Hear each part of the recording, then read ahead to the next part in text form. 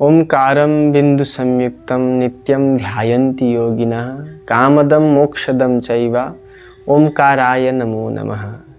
राधे राधे, हर हर महादेव। श्रावण अनि पुरुषोत्तम मासको यो दिव्य समागममा हामी शिव चर्चा गर्दै आइरहेका छौं र सबैभन्दा पहिले हामीले सोमनाथ ज्योतिर्लिङ्गको उत्पत्ति रहस्य कथाहरू सुन्यौं अनि मल्लिकार्जुन अनि महाकालेश्वर ज्योतिर्लिङ्गको कथा पनि सुनिसकेका छौं। अब आज हामी चौथो ज्योतिर्लिङ्ग ओमकारेश्वर ज्योतिर्लिङ्गको विषयमा चर्चा गर्नेछौं। ओमकारेश्वर ज्योतिर्लिङ्गको उत्पत्ति कसरी भयो? ओमकारेश्वर ज्योतिर्लिङ्ग दुईटा स्वरूपमा विभाजित र पूजित रहनुहुन्छ र उहाँको दुईटा स्वरूप छ। यो दुईटा स्वरूप कसरी भयो एउटै ज्योतिर्लिङ्गको, यो रहस्यलाई पनि जान्नेछौँ हामी। त त्यो भन्दा अगाडि ओमकारेश्वर नाम नै कति दिव्य छ। ओमबाट सुरु छ। यो ओम चाहिँ के रहेछ त? कुनै पनि मन्त्र तपाईहरु हेर्नुहोस्, शिवजीको मन्त्र ओम नमः शिवाय, ओम त लागेकै छ। जस्तै ओम नमो भगवते वासुदेवाय, ओम नमो नारायणाय, प्रत्येक मन्त्रको अगाडि ओम लाग्छ। त यो ओम चाहिँ के हो त भन्दा यो ओम चाहिँ ब्रह्मको बीज मन्त्र हो। ओमले भगवान शंकरलाई नै बुझाउँछ।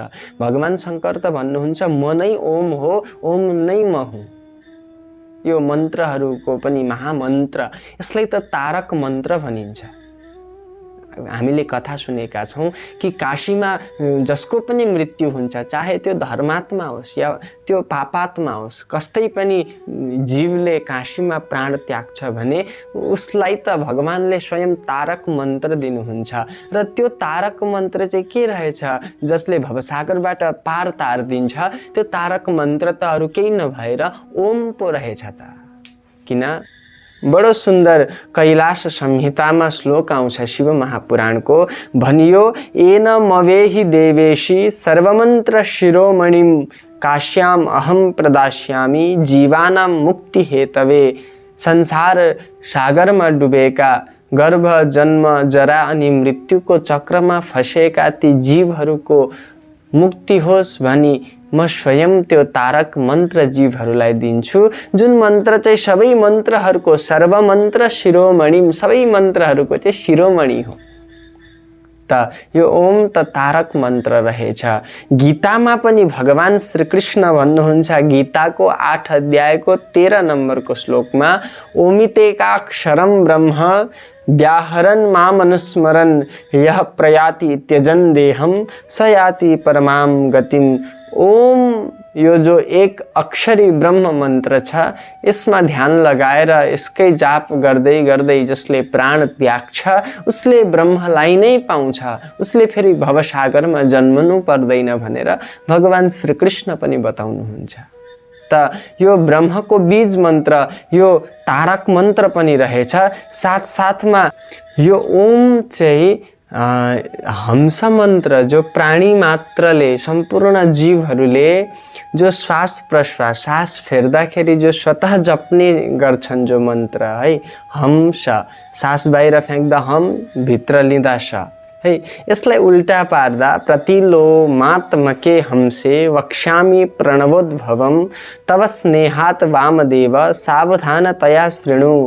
कैलाश संहिताको 16 अध्यायको 37 अनि 38 नम्बरको श्लोकमा स्वयं कुमार कार्तिकेय वामदेवलाई यो प्रसङ्ग सुनाउँदै भन्नुहुन्छ कि हंस मन्त्रलाई उल्टा पार्दाखेरि जो सोहम हुन्छ, त्यो सोहमबाट व्यञ्जनस्य सकारस्य हकारस्य च वर्जनात् ओमित्येव भवेत् स्थूलो वाचकः परमात्मनः। जुन दुईवटा व्यञ्जन वर्ण छ सोहमको, स अनि ह, यो स र हलाई चाहिँ हटायौं भने बीचमा बाँच्छ ओम है। सोहमको स र ह हट्दाखेरि त्यही भन्दै हुनुहुन्छ, व्यञ्जनस्य सकारस्य हकारस्य च वर्जनात् ओमित्येव भवेत् स्थूलो वाचकः परमात्मन। अन्तमा ओम मात्र शेष रहन्छ, जुन ओम चाहिँ के हो त भन्दा परमात्माको वाचक हो है। परमात्मा वाच्य हुन् भने ओम वाचक हो। र हंस मन्त्रबाट पनि ओमको उत्पत्ति भयो भन्ने हुन्छ भन्ने कुरा शिव महापुराणले बताउँछ। र त्यति मात्र होइन, भगवान शङ्करका 5वटा मुखहरू विशेष बताइएको छ है। वामदेव, सद्योजात, ईशान इत्यादि। यी 5वटा मुखबाट ओमको 5वटा है विभाग, ओम 5वटा भागमा छुटिएको छ। जस्तै अ, उ, म, बिन्दु अनि नाद है। यो 5वटा तत्त्वहरू चाहिँ भगवान शङ्करको 5वटा मुखबाट निस्कियो भनेर शिव महापुराणले बताउँछ। कुन मुखबाट के निस्कियो त भन्दा सबैभन्दा पहिले उत्तर मुखबाट, जसलाई वामदेव भनिन्छ, उत्तर मुख भगवान शङ्करको, जसलाई वामदेव भनिन्छ, यसबाट अकार निस्कियो। पश्चिम मुखबाट, जसलाई सद्योजात भनिन्छ, उकार निस्कियो। दक्षिण मुखबाट, जसलाई अघोर भनिन्छ, मकार निस्कियो। र पूर्व मुखबाट, जसलाई तत्पुरुष भनिन्छ, त्यहाँबाट बिन्दु निस्कियो भने ऊर्ध्वमुख अथवा मध्यमुख, जसलाई ईशान भनिन्छ, त्यहाँबाट नादको उत्पत्ति भयो भन्ने कुरा शिव महापुराणले बताउँछ। र यो ओम त सबै मन्त्रहरूको पनि मन्त्र रहेछ।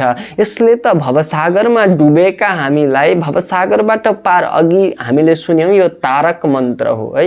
यसले प्रकृतिबाट पर तारिदिन्छ। प्रकृति, भवसागर, गर्भ, जन्म, जरा, मृत्यु यो चक्रबाट छुटाउँछ। त्यसै कारण त शास्त्रमा भनियो, बडो सुन्दर श्लोक छ शिव महापुराणमा नै कि प्रो हि प्रकृति जातस्य संसारस्य महोददेः नवम नावान्तरमिति प्रणवम वै विदुर्बुधाः।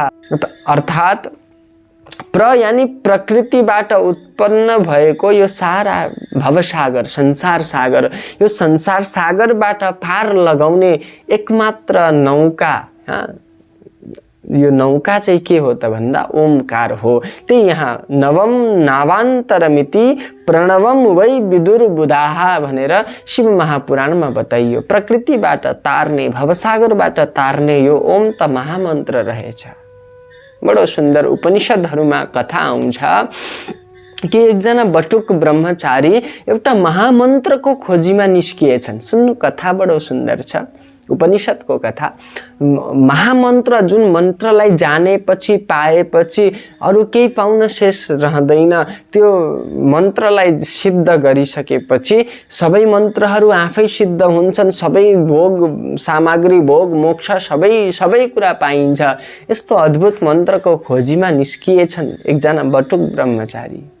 त घुम्दै गएछन्, खोज्दै त एकजना सिद्ध महात्मा गुरुजी जो आश्रम बनाएर विद्या दान गरी बस्नुहुन्थ्यो, ती गुरुजीको आश्रममा पुगेछन् ती बटुक। अनि गएर चरण परेछन्, हे गुरुदेव, म त यस्तो मन्त्रको खोजीमा छु जुन मन्त्रलाई सिद्ध गरिसकेपछि, जुन मन्त्रलाई जानिसकेपछि अरू जान्न केही शेष रहँदैन। त्यो नै सबै मन्त्रहरूको राजा। त्यो मन्त्र सिद्ध गरिसकेपछि सम्पूर्ण सुख आफै पाइन्छ। म त त्यस्तो त्यो खजानाको खोजीमा छु, मलाई त्यो बताइदिनु न भन्दा गुरुले भन्नुभएछ, बाबु, कुनै पनि राम्रो चिज पाउनको लागि प्रतीक्षा गर्नुपर्छ है। लाइफमा केही कुरा है ढिलो हुँदैछ, सक्सेस पाइएको छैन है, कता कता विघ्न बाधाहरू आइरहन्छन्, त हताश र निराश हुनु हुँदैन। धैर्य धारण गरेर प्रतीक्षा गर्नुपर्छ, मेहनत गर्नुपर्छ। एक दिन अवश्य सुन्दर अनि राम्रो फल प्राप्त हुन्छ। गुरुले भन्नुभयो, बाबु, अहिले त मन्त्र तैँले पाउँदैनस्, तैँले अब सबैभन्दा पहिले अग्निको सेवा गर्नु। प्राचीन समयमा यस्तै परम्परा थियो। अग्निको सेवा अनेक वर्ष गरेछन्, खूब सेवा गरे ती बटुक ब्रह्मचारीले। तर पनि गुरुजीले त्यो मन्त्र दिनु भएन। एक दिन त गएछ, गुरुजीलाई भनेछ, गुरुदेव, अब त दिनु न त्यो मन्त्र, मैले त कति वर्षौं हजुरको सेवा गरेँ, अब त मेरो सेवाको फल फलोस्, अब त दिनु त्यो मन्त्र। तब गुरुजीले भन्नुभयो, बाबु, नजिक आऊ, तिम्रो कान ल्याऊ छेउमा। तब कान छेउमा ल्याएछ बटुकले। तब गुरुजीले मन्त्र दिनुभयो, ओम। आहा, सुनेर खुसी भएछ। गुरुले भन्नुभयो, गएर अभ्यास गर्नु बाबु, ध्यान लगाउनु यो मन्त्रमा, जाप गर्नु। गएछ एकान्तमा, वनमा, अनि पद्मासन लगाएर बस्यो बटुक अनि जप्न थालेछ। ओ, एकदम मजाले भावसँग जप्यो। एकछिन जप्दै थियो त्यति नै बेला कानमा गुन्जियो ओम। उसले आफ्नो ओम रोक्यो, सुन्छ अरू कसैले पनि ओम जप्दैछ। राम्रो छेउमा गएर हेर्छ त ऊ जस्तै बटुकहरू, ऊ जस्तै अन्य खोजीहरू जो है परम तत्त्वका खोजीमा लागेका छन्, ती सबै ओमको अनुसन्धान गर्दैथे, ओमको जाप गर्दैथे। तब त उसले विचार गरे यो त सबले जप्दैछन् त, महामन्त्र गोप्य मन्त्र कसरी भयो। तब बिहान भयो, ऊ निस्किएछ। अलि पर जाँदा कोही भिक्षा माग्दै थियो। ओम भवती भिक्षाम देही, त्यहाँ पनि ओम छ। एउटा भिक्षा माग्ने भिक्षुकले पनि ओम भन्दैछ। आहा, तब दैलो खोल्दै आमा आइन् हातमा भिक्षा लिएर। ओम बाबाजी पख्नुहोस्। भिक्षा दिनेको मुखमा पनि ओम, माग्नेको मुखमा पनि ओम। एउटा कुनै व्यापारी आउँदैछ, उसले पनि ओम उच्चारण गर्दैछ। वेद पढ्दै गरेको गुरुकुलमा पुगेछ, त्यहाँ पनि सबले ओम उच्चारण गर्दैछन्। उसले सोच्यो यो महामन्त्र, गोपनीय मन्त्र, ठुलो मन्त्र कसरी भयो। यो त साधारण मन्त्र रहेछ, यो त सबले जप्दैछन्। गुरुजीले त मलाई धोका दिनुभएछ। यत्रो वर्ष सेवा गरे, अन्तमा के पाए, साधारण मन्त्र। गएछ गुरुजी कहाँ। गुरुजी तपाईँले त मलाई छक्याउनु भयो, झुक्काउनु भयो। अनेक वर्ष सेवा गरे तर साधारण मन्त्र दिएर मलाई भुलाउनु भयो। मलाई त त्यो दिव्य मन्त्र दिनु। तब गुरुजी हाँस्दै भन्नुहुन्छ, बाबु मसँग यो भन्दा पनि दिव्य अर्को मन्त्र छ, तर त्यो मन्त्र अवश्य दिन्छु। त्योभन्दा अगाडि मेरो एउटा काम गर। एउटा भित्र जानुभयो गुरुजी, गएर एउटा पत्थर है ढुङ्गा लिएर आउनु भएछ। सेतो चम्चमिलो थियो, चम्किँदै गरेको। दिनुभयो शिष्यलाई। बाबु बजारमा जानु अनि यसलाई बेच्न खोज्नु, बेची चाहिँ नहाल्नु, यसको बस मूल्य पत्तो गरेर आउनु, कति रहेछ यसको दाम। बेच्न चाहिँ नबेच्नु नि। गएछ शिष्य, सब्जी बेच्ने वालाको दोकानमा गएर देखाएछ, यो यसको कति दाम मिल्छ दाजु। तब सब्जी बेच्ने वालाले भनेछ, यो मेरो सब्जी तौलिन काम दिन्छ, यसको बदली 4टा टमाटर म दिन्छु है। अलि अगाडि गएछ, आलु व्यापारी थियो, उसलाई सोद्धा 2 किलो आलु, त्यसको दाम उसले बतायो। अझै अगाडि गयो किराना पसलमा है, उसले 2 किलो आटा दियो। तब त धेरै उसले सोधेछ, दाम अलिक अलिक बढ्दै गयो। एउटा सुन व्यापारी रहेछ है, गरगहना बेच्ने, रत्नको पारखी व्यक्ति। ऊ त्यहाँ गएछ र त्यो ढुङ्गा देखाएछ। महाशय यसको दाम कति होला, यो म बेच्न चाहन्छु। तब राम्ररी त्यो हेरेछ, जौहरीले राम्ररी हेर्यो। हेर्दा त ऊ छक्क पर्यो, यो त अद्भुत एकदमै कीमती यो चिज हो। उसले भनेछ, यो त मेरो बसको कुरा होइन यसलाई किन्न, मसँग त त्यति सम्पत्ति नै छैन जति यसको दाम छ। त्यही नगरमा अझै प्रसिद्ध एकजना रत्नका व्यापारी पारखी थिए। ऊ त्यहाँ गएछ र त्यो देखाएछ।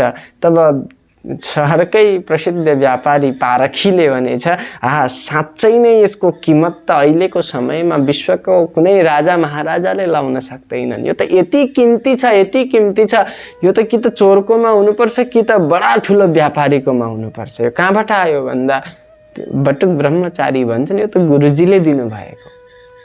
तब त ती महाशयले भनेछन्, पक्कै पनि हजुरका गुरुजीलाई कुनै राजाले प्रसन्न भएर दिनुभयो होला, यो त कीमती हो, यसको कुनै कीमत छैन। तब त हातमा त्यो पत्थर लिएर फर्केछन् बटुक आश्रम। गुरुजीलाई प्रणाम गरे। गुरुजी जब तपाईलाई थाहा थियो कि यो त यसको कुनै मोल छैन त मलाई किन यसरी घुमाउनु भयो। तब गुरुजी भन्नुभयो, हुन्छ बाबु यो त मन्त्रको रहस्य हो है, जो पारखी हुन्छ है उसले मात्र त्यो वास्तविक चीजको मोल जान्दछ। नभए त यही पत्थरको दाम 2 किलो आलु अथवा 2 किलो आटा है, 4वटा टमाटर पनि पाएका थियौ र यही पत्थरलाई कसैले कीमती अमूल्य मोल नै लाउन नसकिने बतायो। त यो ओम जो मन्त्र छ, यो ओम मन्त्र पनि यस्तै नै हो। जसले बुझेको छ, जसले जानेको छ, उसले यसको महिमा बताउन सक्छ। जसलाई केही थाहा छैन उसले यसको महिमालाई जान्न अनि बुझ्न सक्दैन। वास्तवमा त यसको कुनै मोल छैन। यो त भवसागरबाट पनि तारिदिने सुख भोग स्वर्ग आदि त दिन्छ नै दिन्छ, तर अपवर्ग पनि यसले प्रदान गर्छ। यो ओम त अद्भुत हो, यो ढुङ्गा जस्तै हो बाबु, यो मन्त्र यही नै वास्तविक मन्त्र हो। तब त त्यो बटुकले सारा जीवन ओमको अनुसन्धान गरेछ। मुण्डक उपनिषदमा बडो सुन्दर प्रसङ्ग आउँछ, प्रणवो धनु शरो आत्मा ब्रह्म तल्लक्ष्यमुच्यते अप्रमत्तेन वेदव्यम सर्वतन्मयो भवेत्। मुण्डक उपनिषदमा चर्चा आयो, के आयो त भन्दा प्रणवो धनु शरो आत्मा है, यो आत्मा बाण हो है। सुन्नु, बडो सुन्दर प्रसङ्ग, आत्मालाई बाण बनाउनु अनि त्यो आत्मा रूपी बाणलाई चाहिँ प्रणव यानि ओमकारको धनुमा लगाउनु अनि लक्ष्य साध्नु। लक्ष्य चाहिँ के हो त भन्दा ब्रह्म त लक्ष्य मुच्यते, ब्रह्म ईश्वर परमात्मा अथवा भगवान जुनै शब्दमा भने तापनि त्यो परम तत्व नै लक्ष्य हो। लगेर आत्मा रूपी बाणलाई त्यो परम तत्वमा अनुसन्धान गर्नु, त्यसमा तदाकार बनाउनु है। अप्रमत्तेन वेदव्यम, सावधानी पूर्वक त्यो आत्मा रूपी बाणलाई प्रणवको ओमकारको धनुमा चढाएर त्यो ब्रह्मतिर छोडिदिनु। यानी त्यो आत्मालाई ब्रह्म परमात्मासम्म पुर्याउने धनु अथवा ब्रिज भनौँ अथवा मिडिएटर बीचको चिज चाहिँ ओम रहेछ। जीवलाई शिवसम्म पुर्याउने चाहिँ ओम रहेछ। त्यही मुण्डकोपनिषदले प्रणवो धनु शरो आत्मा ब्रह्म तल्लक्ष्यमुच्यते अनि अप्रमत्तेन, सावधानीसँग त्यो आत्मालाई परमात्मासम्म फ्याँक्नु है, ओमको सहाराले पुर्याउनु, त्यहाँसम्म पुर्याउनु। ओम नै हो आत्मालाई परमात्मासम्म पुर्याउने, जीवलाई शिवसम्म पुर्याउने। त सर्वतन्मयो भवेत्, जसरी बाण गएर त्यो लक्ष्यमा जब गाडिन्छ त्यो लक्ष्यसँगै एक हुन्छ नि त, ठिक त्यस्तै ओमको सहारा लिएर आत्मालाई ब्रह्ममा परमात्मासम्म पुर्याउनु अनि परमात्मामा पुगिसकेपछि परमात्मा नै ब्रह्मविद ब्रह्मैव भवति। जब ब्रह्मलाई जान्दछ ब्रह्ममय हुन्छ। त आत्मालाई परमात्मामा पुर्याएर परमात्मामय है, जीवलाई शिवसम्म पुर्याएर शिवमय बनाउने यो ओम त अद्भुत रहेछ। यसको महिमा गाएर गाउन सकिन्न। द ओमकार यानी भोलेनाथकै स्वरूप हो। दुई प्रकारको ओम बताइयो, स्थूल ओम अनि सूक्ष्म ओम अथवा स्थूल प्रणव अनि सूक्ष्म प्रणव। यो ओम जो छ यो सूक्ष्म प्रणव हो भने स्थूल प्रणव भनेको चाहिँ के रहेछ त भन्दा पञ्चाक्षर महामन्त्र। पञ्चाक्षर भनेको नमः शिवाय, यो चाहिँ स्थूल प्रणव रहेछ। ओम भन्नु पनि नमः शिवाय भन्नु हो र नमः शिवाय भन्नु पनि ओम नै भन्नु बराबर हो भनेर यो पनि बताइयो। र ओमकै भाष्य गायत्री हो, गायत्रीको भाष्य वेद, वेदका सारा भाष्यहरू, पुराण स्मृति इतिहास यी सारा ग्रन्थहरू को बीज चाहिँ ओम नै हो। शिव महापुराणमा भोलेनाथ भन्नुहुन्छ माता पार्वतीलाई, हे पार्वती, जसरी एउटा ठुलो बरको रुख हुन्छ, त्यो बरको रुखको उत्पत्ति एउटा सानो बीजबाट हुन्छ। त्यो बीज बरको सानो दाना फुटाएर हेर्दा त्यो दानाभित्र पनि सानो एउटा बीज हुन्छ। त्यो सानो बीजमा नै अनन्त सम्भावना है, त्यत्रो विशाल वृक्ष बन्ने सम्भावना शक्ति त्यो सानो बीजमा जसरी अटाउँछ, ठिक त्यस्तै सारा विश्व ब्रह्माण्डको उत्पत्ति पनि ओमबाट भएको हो। र यो सारा विश्व ब्रह्माण्ड जो ब्रह्म हो त्यसको बीज भनेको ओम नै हो भनेर भगवानले ओमको महिमा गाउनु भएको छ। त शिव स्वरूप यो ओमकार अनि ओमकार नै नाम भएको यो ज्योतिर्लिङ्ग ओमकारेश्वरको कथा हामी यो श्रावणको परम पावन अवसरमा शिव कृपाले सुन्दैछौँ। आउनुहोस् अब यो ओमकारेश्वरको उत्पत्ति कथा विषयमा हामी केही चर्चा गर्नेछौँ। चौथो ज्योतिर्लिङ्ग ओमकारेश्वर ज्योतिर्लिङ्गको कथा हामी सुन्नेछौँ। यसको रहस्य के छ, कसरी उत्पत्ति भयो त भन्दा यो कहाँ छ सबैभन्दा पहिला यो मध्य प्रदेशमा इन्दौर शहरदेखि 70-80 किलोमिटर टाढामा छ र यो जो ओमकारेश्वर पर्वतमा यो रहेको छ, त्यसै कारण ओमकारेश्वर ज्योतिर्लिङ्ग पनि भनिन्छ। ओमकारेश्वर नर्मदा अनि कावेरीको सङ्गमले त्यो पर्वतको आकार नै ओम बनिएको छ र त्यहाँ भोलेनाथ रहनुहुन्छ। त्यसै कारण ओमकारेश्वर पनि भनियो। र मान्यता यस्तो पनि आउँछ, शिव पुराण, लिङ्ग पुराण आदि शैवी ग्रन्थहरूले यसो पनि भन्छन् कि सारा संसार घुमेर भगवान भोलेनाथ अनि माता पार्वती विश्राम गर्नको लागि ओमकारेश्वर ज्योतिर्लिङ्गमा जानुहुन्छ। त्यसै कारण त्यहाँ शयन आरती गरिन्छ र त्यही विश्राम गर्नुहुन्छ र चौसर आदि विभिन्न खेलहरू खेल्नुहुन्छ भनेर पनि आजसम्म त्यहाँ मान्यता चलिआएको छ। त यो स्थानलाई मान्धाता पर्वत पनि भनिन्छ। किन भनिन्छ त भन्दा भगवान श्री रामका पूर्वज एकजना सूर्यवंशी राजा मान्धाता थिए, जसले भोलेनाथको आराधना गरेर भोलेनाथलाई प्रसन्न बनाए। भोलेनाथ प्रकट हुनुभयो र मान्धाताले त्यहीँ बस्ने भगवानसँग प्रार्थना गर्दा भूतभावन भोलेनाथ त्यहीँ बस्नुभयो र मान्धाताले भोलेनाथलाई प्रसन्न गरेको हुनाले त्यो पर्वतको नाम मान्धाता पर्वत पनि रह्यो र यसलाई शिवपुरी पनि भनिन्छ। र यो नर्मदा नदीको पावन तटमा रहेको यो जुन ज्योतिर्लिङ्ग छ, यसको उत्पत्तिको अर्को कथा यस्तो छ। कुनै समय नारदजी घुम्दै घुम्दै घुम्दै जाँदै हुनुहुन्थ्यो, त्यति नै बेला विन्ध्य नाम गरेको पर्वतलाई भेट्नु भएछ। तब विन्ध्य पर्वतले नारदजीसँग भनेछन्, हे नारदजी, म कति श्रेष्ठ छु, मसँग सबै कुरा छ, धन वैभव ऐश्वर्य सम्पूर्ण सामग्रीहरू छ, भरिपूर्ण छ, म त पर्वतहरूमा सबैभन्दा श्रेष्ठ छु। सुनेर खुब हाँस्नु भएछ नारदजी। तब विन्ध्यले भनेछ, नारदजी किन हाँस्नुहुन्छ, म श्रेष्ठ छुइनँ त? नारदजी भन्नुहुन्छ, तिमी श्रेष्ठ त छौ, तर सुमेरु जति श्रेष्ठ छैनौ। सुमेरुको त उचाइ आहा स्वर्गसम्म पुगेको छ, तिमी त्यति श्रेष्ठ छैनौ। यति भनेर नारदजी जानुभयो। विन्ध्यलाई धेरै दुःख लागेछ, आहा अब कसरी श्रेष्ठ हुनु? तब त एकमात्र उपाय कि भोलेनाथको आराधना गर्नुपर्छ। तब विन्ध्य पर्वत हेर्नु, हाम्रा शिवजी यस्ता देवता हुन्, अरू देवताहरूको उपासना मनुष्यहरूले गर्छन्, ऋषिहरूले गर्छन्, देवताहरूले गर्छन् अरू देवको उपासना। तर हाम्रा भोलेनाथका भक्तहरू हेर्नुहोस्, ठुला ठुला स्वयं भगवान विष्णु, स्वयं ब्रह्माजी, भगवान श्रीकृष्ण, स्वयं राम प्रभु, अनि यति मात्र नभएर रावण पनि भगवान शङ्करकै भक्त, अनि विभिन्न प्रकारका भूत प्रेत पिशाच राक्षस साकिनी डाकिनी बेताल जति पनि छन्, सबै भोलेनाथकै भक्त। र यहाँ तक कि पर्वत पनि भोलेनाथकै भक्त। आज विन्ध्य पर्वत भोलेनाथको आराधना गर्न थालेछ। खूब आराधना, 6 महिनासम्म पार्थिव शिवलिङ्ग त हामी जान्दछौँ, माटो अथवा बालुले बनाइएको लिङ्ग पार्थिव शिवलिङ्ग हुन्छ।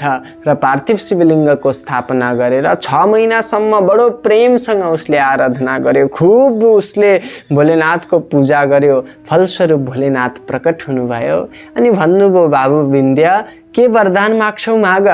तब विन्ध्य पर्वत भन्छ, हे भोलेनाथ, मलाई धन सम्पत्ति मलाई केही चाहिएन, मलाई बुद्धि दिनुहोस्।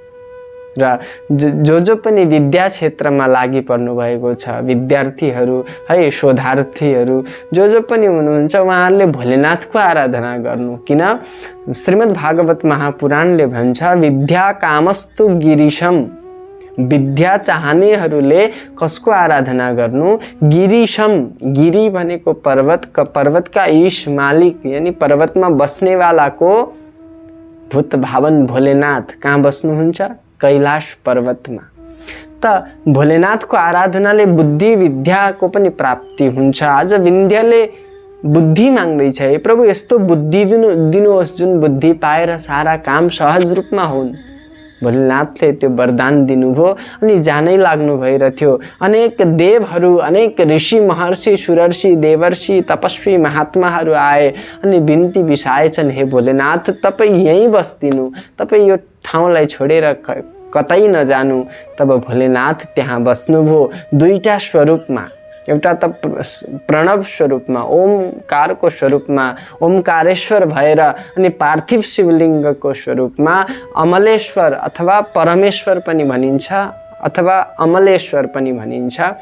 त यसरी दुईवटा स्वरूप छ, ओमकारेश्वर आत्मा हो भने परमेश्वर अथवा ममलेश्वर या अमलेश्वर यो शरीर हो है। हुन त दुई छन्, दुईटा स्वरूप छ, तर दुईटा हुँदा हुँदै पनि जसरी शरीर र आत्मा एक हुन्छ, फूल अनि फूलको वासना एक हुन्छ, जल र जलको तरलता एक हुन्छ, आगो र आगोको त्यो उष्णता एक हुन्छ, त्यस्तै ओमकारेश्वर अनि अमलेश्वर दुई भए तापनि एक हुन् भनेर शिव महापुराणले बताउँछ।